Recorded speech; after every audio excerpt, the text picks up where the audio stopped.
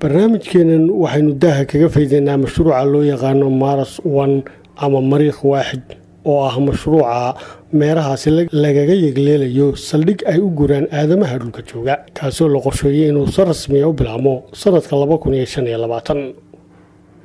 marka la eego xaddiga dhaqaalaha lagu maalgelinayo mashruuca iyo daraasadaha istaba jooga ee lagu sameynayo kuwaasoo lagu miisaamayo awoodda aynu bashar ahaan u yeelan karno inaynu u gurno kowkab kale ayaa waxaa suuragal loo arkaa in 100 sannadood ee soo socda uu aadamuhu u hayaami doono oo u guuri doono nolol cusubna ka bilaabi doono meerayaal kale sida Mars iyo Jupiter, inkastoo loo badinayo in meesha hadafku yahay ay tahay meeraha Mars. tallaabadaas oo aan loo midaandayn haddii aynu ku saxannahay iyo haddii kale. haddaba su-aasha meesha taalla waxay tahay maxaa keenay inaynu ka guurno dhulka aynu haatan ku noolnahay. waxaana loo aanaynayaa 2 sababood oo ugu waaweyn sababta looga guurayo dhulka, kuwaasoo aata hore ay tahay inaynu had iyo goor doonayno inaynu daaha qaadno waxyaabo cusub. safarkana aynu jecelnahay oo dadka badankiisu jeclaan lahaayeen inay ku noolaadaan kowkab kale amaba ugu yaraan ay fasaxyada sanadka isaga dabqaadi lahaayeen dhulka iyo meeraha kale. sababta labaadna waa iyadoo dhulka looga baqayo xumaanta uu aadamuhu gacmihiisa kusii kasbanayo ee ka taagan. haddaynu ku horeyno sababtii hore ee ahayd rabitaankeenna inaynu daaha qaadno waxyaabo cusub oo aynu gaadhno guulo taariikh leh iyo kuwo qowmiyadeed oo aynaan hore u gaadhin. waxaa xilligan jira 3 hay-adood oo waaweyn oo gacanta ku haya hawsha aadamaha dhulka ku nooli ugu hayaamayo dhanka meerayaasha kale, kuwaasoo kala ah hay-adda Mars 1, SpaceX iyo wakaaladda sahminta hawada sare ee NASA ee dalkaasi Mareykanka. dhaleecayn badan ayuu la kulmay mashruuca Mars 1 taasoo uu ku kasbaday iyadoo loo arkay in qorshihiisa tegitaanka Mars uu yahay mid aan waaqic ahayn oo ay adag tahay inuu qabsoomo. sanadkii 2015 bay ahayd markii guddoomiyaha wakaaladda NASA Malcolm Griffin uu sheegay inuu dareemayo maalin aanu garanayn xilliga iman doonto.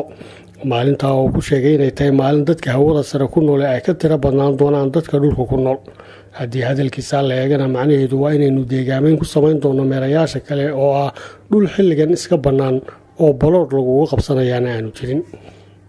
haddaba marka laga tago daahqaaristeena meerayaasha cusub, maxaa la filayaa haddii aynaan wax kala doonayn in aynu dhulka ka guurno mooyaane? sanduuqa caalamiga ee ilaalinta deegaanka ayaa hore u sheegay inay aaminsan yihiin in marka la gaadho sanadka 2030 aynu soo dejisanayno oo u baahannahay isticmaalkooda khayraadka ku jira 2 ka mid a meerayaasha kale.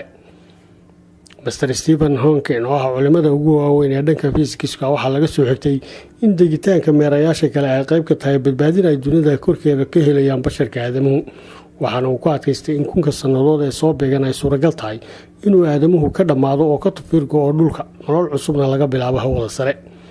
meeraha Mars ayaa ah kaynoogu sokeeya marka aynu joogno dhulka, waxaana uu noqon karaa ka ugu horeeya ee reeraha loo raro, iyadoo hay-adda SpaceX ay halkaa geysay guryo ka samaysan dhismayaasha fudud kuwaasoo dhulka korkiisa lagu sii sameeyey. waxaana ay gacanta ku haysaa dayax-gacmeedyadii hawshaa ka qayb qaadan lahaa ee agabkana qaadi lahaa dadkana u daadgurayn lahaa dhanka meerahaasi, iyadoo ku talagalku yahay in dufcadda ugu horeysa ee dad ah halkaa loo qaado sanadka 2023. wakaaladda sahminta hawada sare ee dalka Mareykanka ee NASA ayaa iyana qaybkaa sidii hawshaa guul looga gaadhi lahaa, iyadoo sanadka 2035 uu noqon doono mid si caadi ah ay hawsha u hirgasho. haddaba iyadoo taariikhahaasi aan ahayn kuwo sidaa u fogaya, haddana iyadoo ay inaguba adag tahay inaynu gacanta ku qabanno nolosha koonkan dhuleed ee aynu ku noolnahay, waxaa inagu sii adkaan doonta sidii aynu u maamuli doonno kowkabyo ama meerayaal kale oo nagu cusub.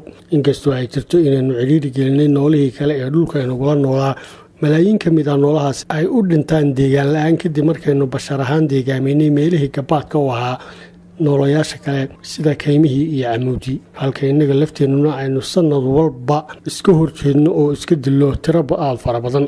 wadamo badan oo dunida ku yaalana deymo badan lagu yeeshay oo ay cidhiidhi saaran yahay.